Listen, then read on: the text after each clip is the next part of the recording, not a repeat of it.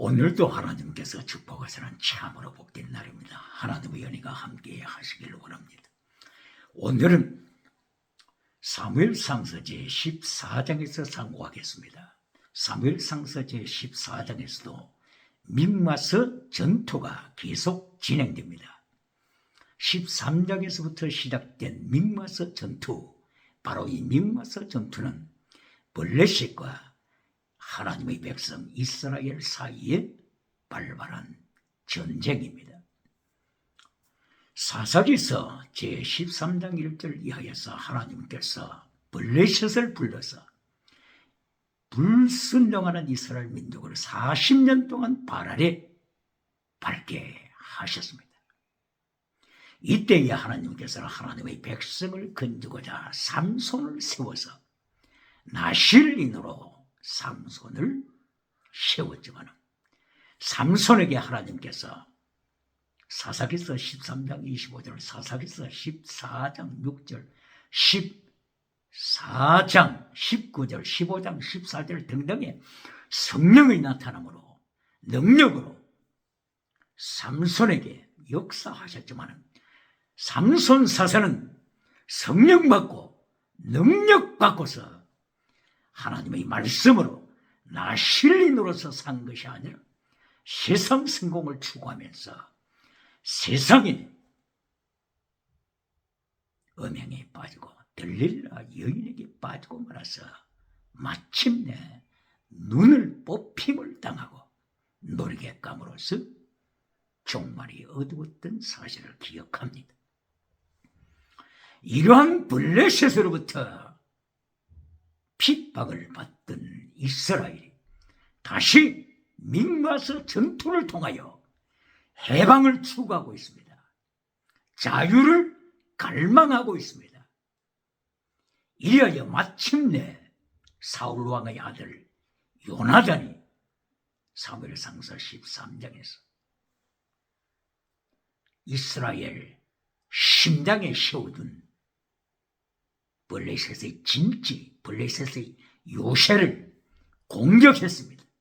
기바 지역에 있는 요새를 공격했습니다. 그리하여 무너뜨렸습니다. 이 정보가 블레셋 국가에 알려지자 블레셋 백성들, 블레셋 군사들은 바다의 모래알처럼 전쟁터로 달려왔습니다. 바로 mik마서 전투에 참여한 것입니다. mik마서 하게 되면 이스라엘의 심장 베델 성읍의 바로 오른쪽에 있습니다. 바로 베델 가까이에 있습니다.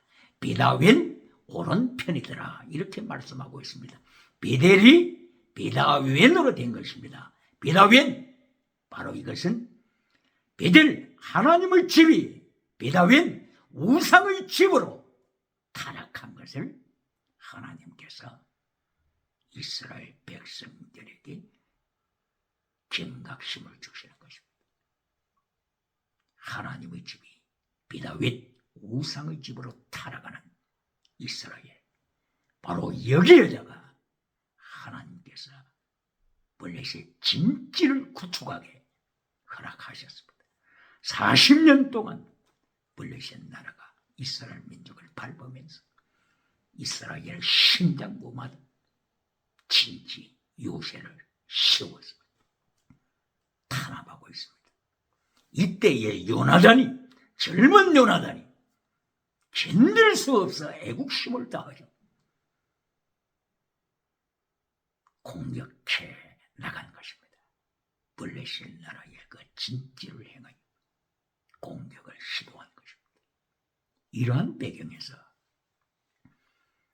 사무엘상서 14장 3절 이하에 보게 되면 아히야라고 하는 대제사장이 전쟁터에 등장합니다. 아히야 대제사장, 에봇을 입었다고 했습니다. 대제사장이 입는 에봇입니다. 그러면 이 아히야 대제사장은 누굴까요? 아히야 대제사장의 조부가 곧 바로 엘리 대제사장입니다.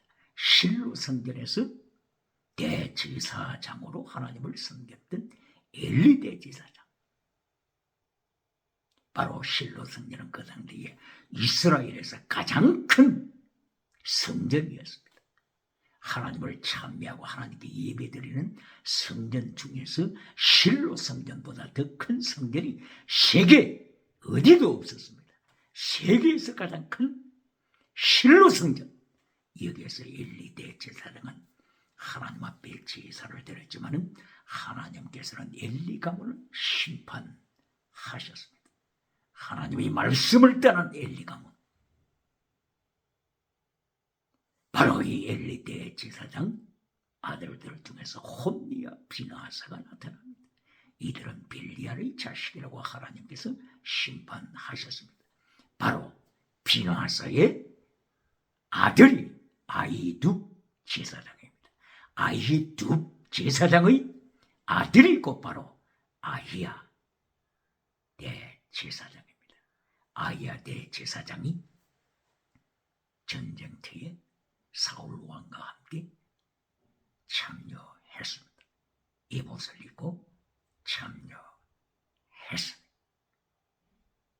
바로 이 당대에도 사무엘 사사는 선지자요 제사장으로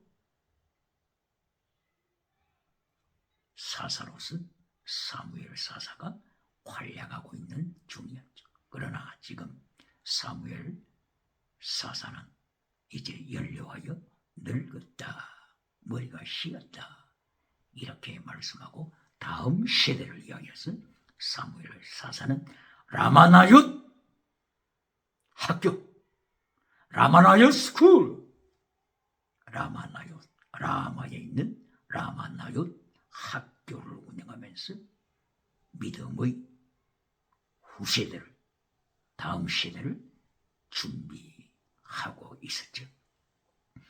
바로 사무엘 상서 제14장 6절 이하에서 요나단이 등장합니다. 요나단이 하나님 앞에 고백합니다. 전쟁의 승리는 숫자에 달린 것이 아니다. 전쟁에서 하나님의 구원시키시는 이 구원의 은총은 병사의 숫자에 달린 것이 아니다고 요나단은 고백합니다. 그리하여 요나단은 자기 병기에 있던 자와 함께 mik마스 블레셋 군사들이 대체하고 있는 바로 mik마스 바로 그 절벽을 향하여서 공격하기로 결단 내립니다. 요나단은 자기 병기된 자와 이렇게 간단한 모습으로 적진을 향하여 진격해 갑니다. 계곡에서 절벽을 올라갑니다. 절벽을 타고 올라갑니다. 그리고 적진 mik마스, 바로 적진의 본거지에 계속 다가갑니다. 하나님께서 역사하셨음으로써 요나단은 순식간에 적진 20명을 사살시킵니다. 병기된 자가 함께 동참했습니다. 이때에 하나님의 역사가 함께 하심으로써 땅이 진동하는 역사가 일어났습니다. 그리고 지진이 일어났습니다.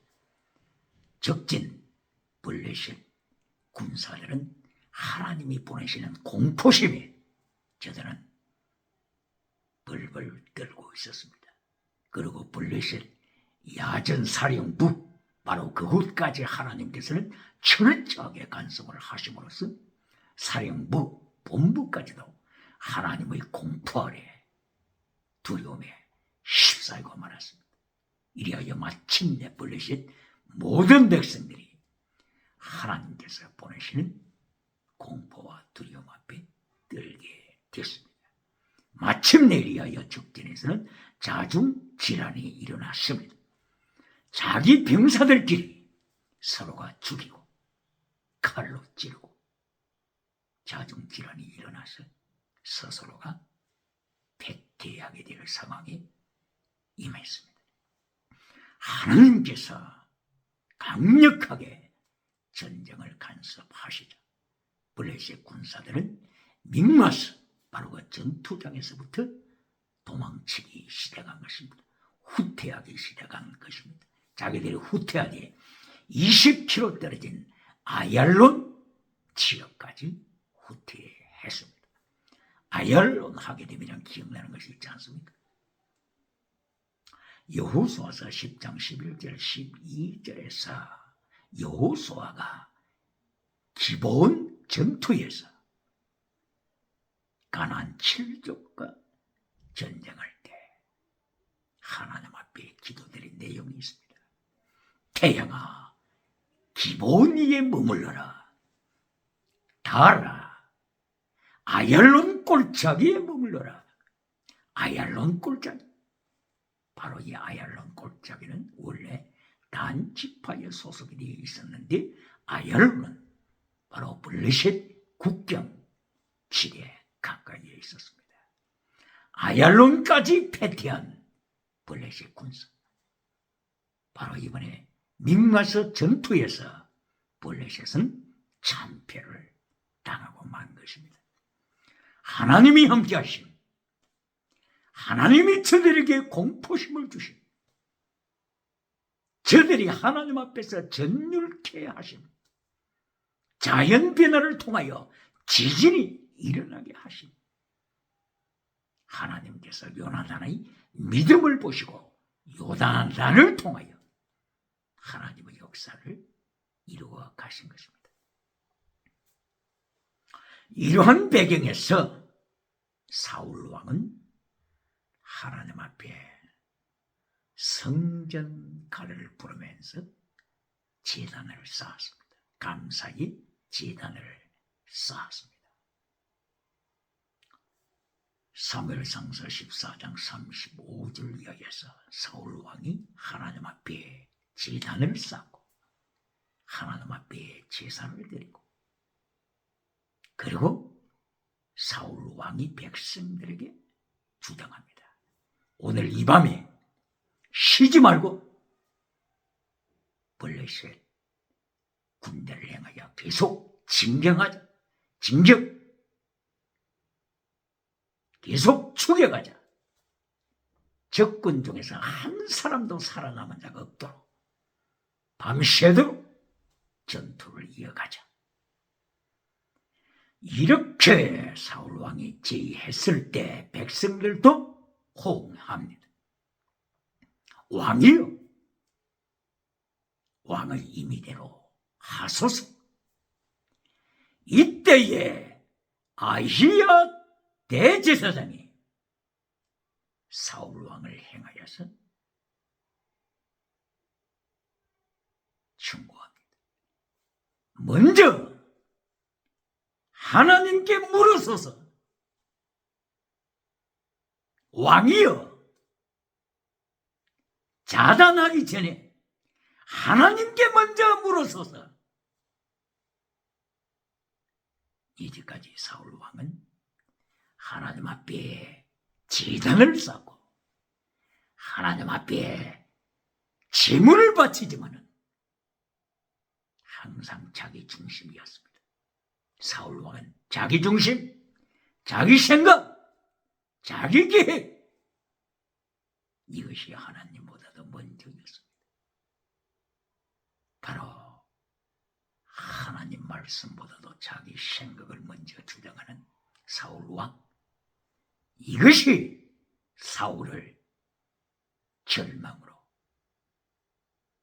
하나님을 떠나는 삶으로 몰아가고 있었습니다.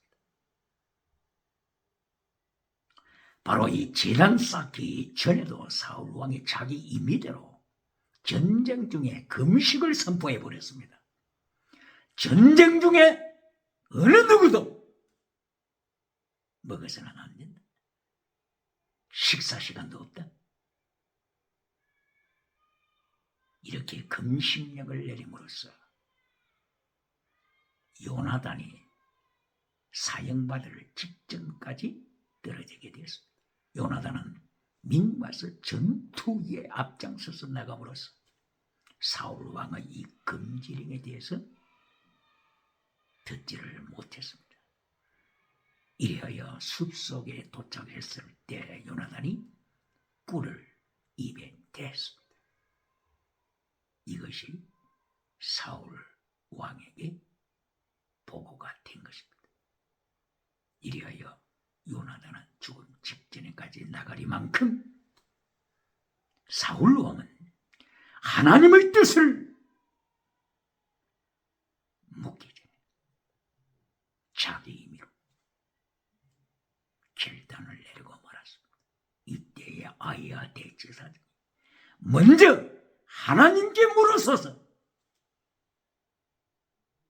사울 왕이 대제사장이 가지고 있는 에봇 우림과 둠임을 통하여서 하나님께 물었습니다. 그런데 이것이 웬일입니까? 하나님이 침묵하십니다.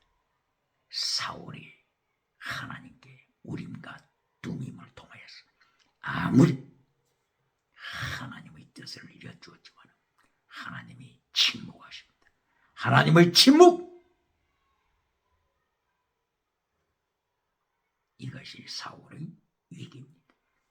전쟁에서는 승리했지만 하나님께서는 사울에게 침묵하시는 영적인 혼탁함.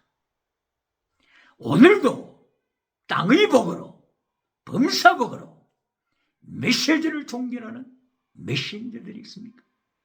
하나님의 진리를 잘라버리고 십계명을 잘라버리고 땅의 성공으로 결론 맺는 메신저들이 있습니까? 요한 3서 1장 2절 건강복으로 결론을 맺으면서 요한 3서 1장 3절부터 이어지는 하나님의 진리, 예수님의 진리를 잘라버리는 메신저들이 있습니까?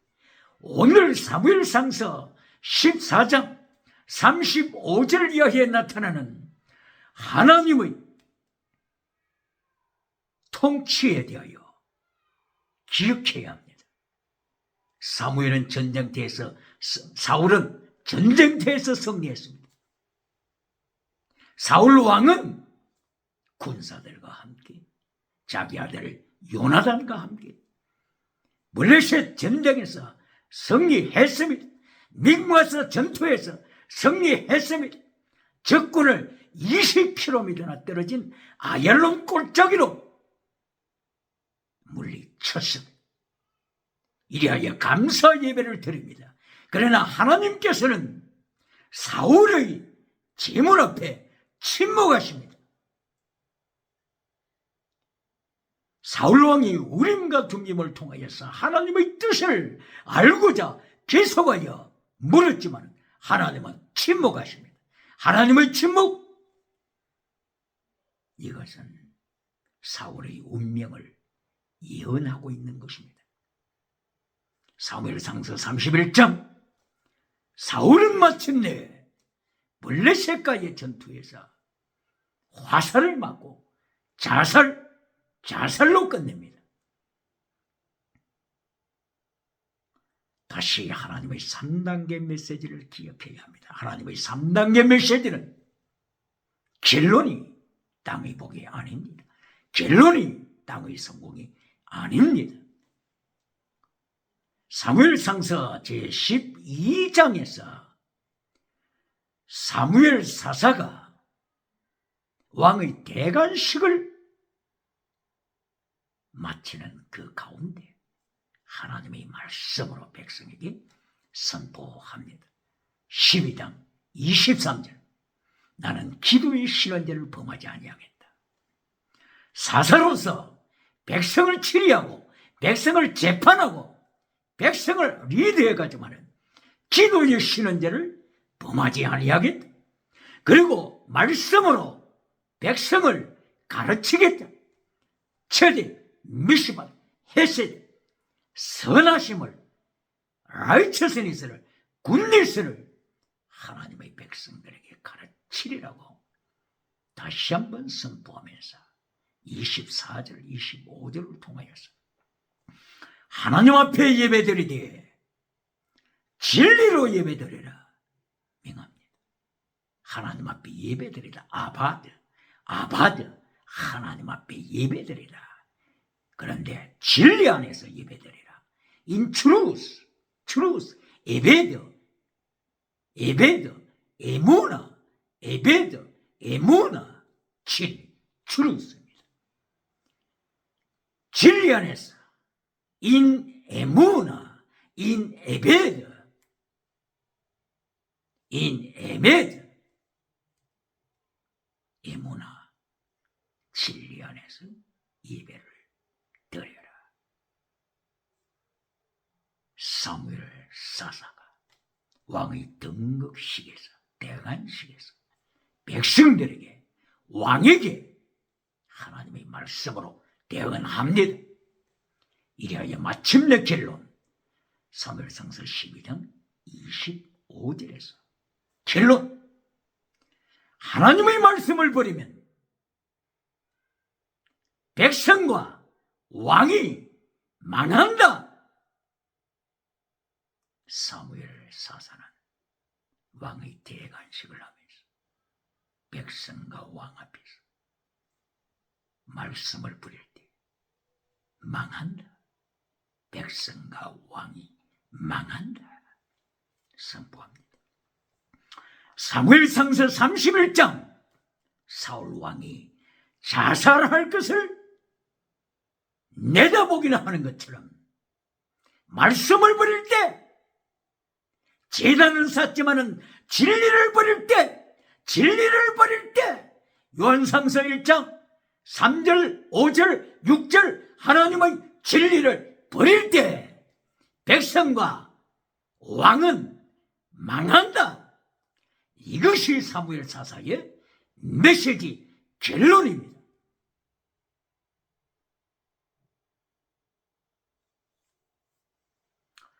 이리하여 사무엘상서 14장 35절 이하를 지나서 45절에서 백성들이 요나단을 칭송합니다. 오늘 요나단은 하나님과 동사했습니다. 요나단 worked with our God, 하나님과 함께 일했습니다. 동사했습니다. 그리고 요나단이 우리 민족에게 구원을 가져왔습니다. 여기 전쟁에서 승리의 구원, salvation, 구원을 가져왔습니다. 원어로는 여호수아, salvation. 요나단이 우리 민족, 우리 백성에게 전쟁에서 승리, 구원, salvation, 여호수아를 가져왔다고 백성들이 칭송합니다.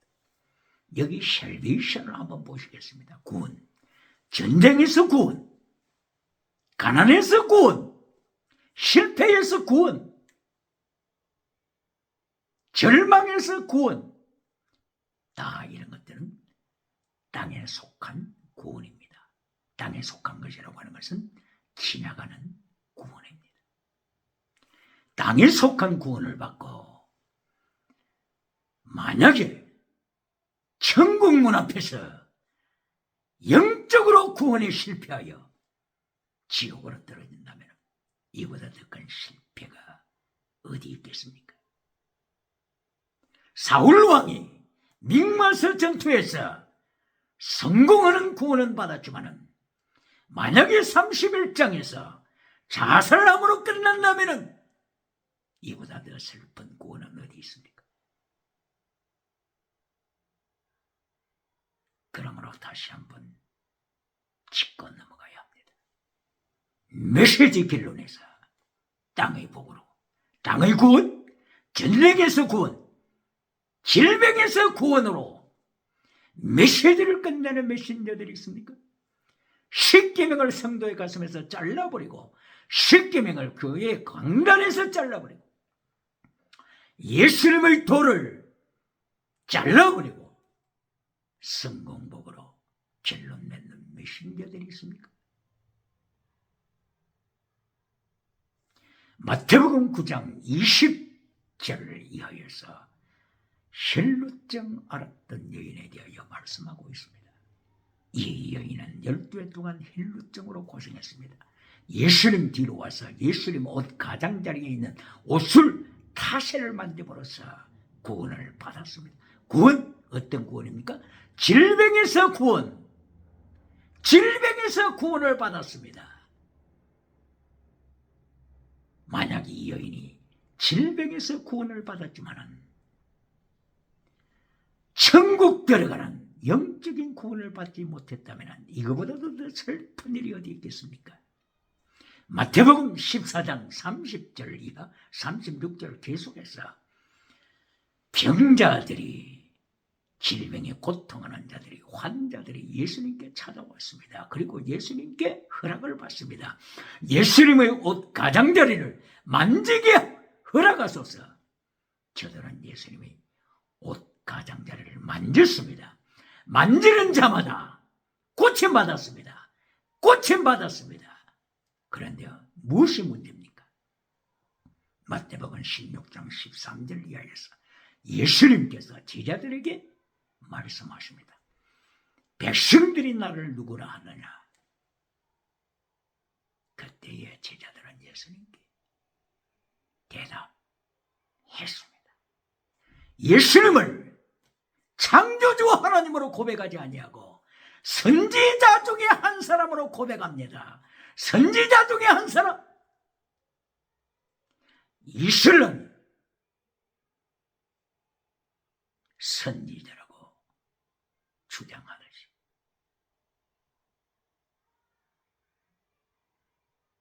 병에서 고침받았던 바로 이 무리들도 예수님의 옷자락을 부여잡고 질병에서부터 구원받은 이 무리들도 예수님을 나의 주 나의 하나님으로 고백하지 아니하고 선지자 중에 한 사람입니다. 고백한 것을 마태복음 16장 13절 이하에서 성경은 기록하고 있습니다. 질병에서 구원, 가난에서 구원, 실패에서 구원, 땅에서 구원은 받았지만 천국 들어가는 영혼 구원을 받지 못한 슬픈 비극, 바로 이 슬픈 비극을 세계에 알린 사람이 독일의 괴테 작가입니다. 괴테, 요한 볼프강 괴테. 요한, 교회 신앙의 이름이지 않습니까? 성경에서 따온 이름이지 않습니까? 요한 볼프강 괴테가 파우스트를 기록하여 파우스트라고 하는 인간이 메피스토펠레스 악마에게 자기 영혼을 팔아버리고 이 땅 위에 성공한 파우스트, 성공을 누린 파우스트, 영혼 판 파우스트를 통하여 요한 볼프강 괴테는 유럽을 행하여 경고합니다. 지구촌을 행하여 경고합니다. 오늘 하나님께서 사무엘상서 14장을 통하여서 전쟁에서부터 구원, 땅에서부터 성공, 이것을 말씀을 하면서 결론은 하나님의 3단계 메시지를 가르치십니다.